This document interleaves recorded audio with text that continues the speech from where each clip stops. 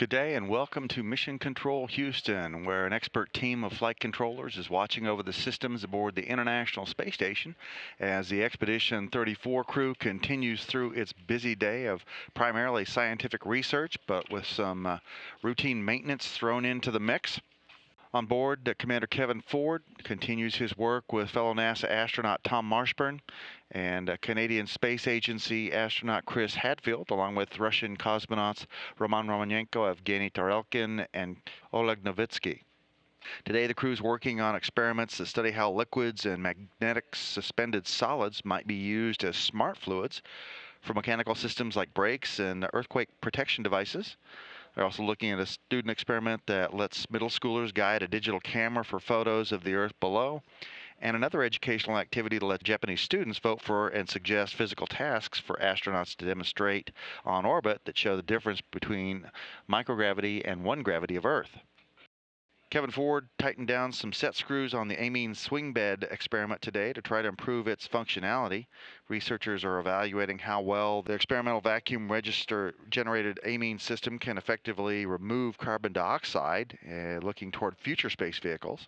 So far, they've had some resistance to an important valve moving completely.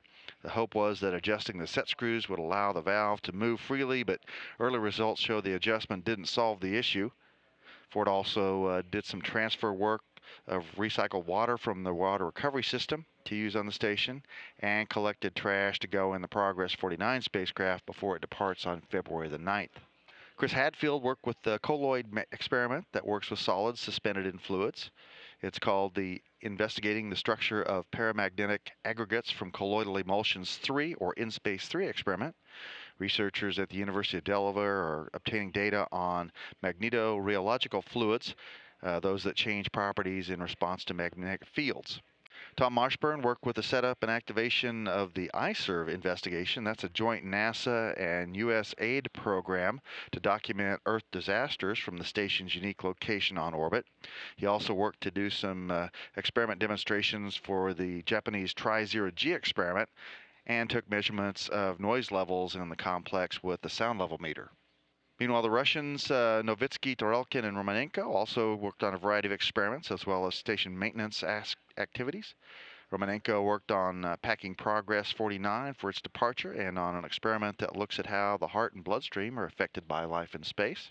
Tarelkin worked with the relaxation experiment that makes ultraviolet spectrometer observations of the chemiluminescent reactions in the xenon plasma outside the space station from firings of two plasma contactor units.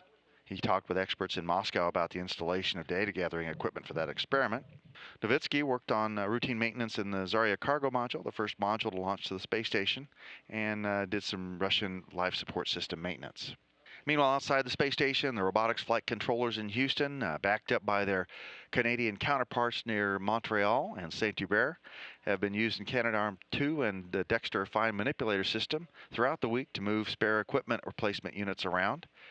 Slow but deliberate work by the robos this week so far has moved a failed main bus switching unit from its temporary stowage location on external storage platform 2, which is outside the Quest airlock, over to external logistics carrier 2 on the starboard truss, and a transfer of a cargo transport container from external logistics carrier 2 over to Dexter's temporary equipment holder. Later today, they're going to be moving a direct current switching unit component electrical system from external storage platform 2 to external logistics carrier 2. And then tomorrow, they'll stow Dexter on its mobile servicing system that runs up and down the railway along the length of the truss structure so that the robot arm can reach any component it needs to be used to help maintain.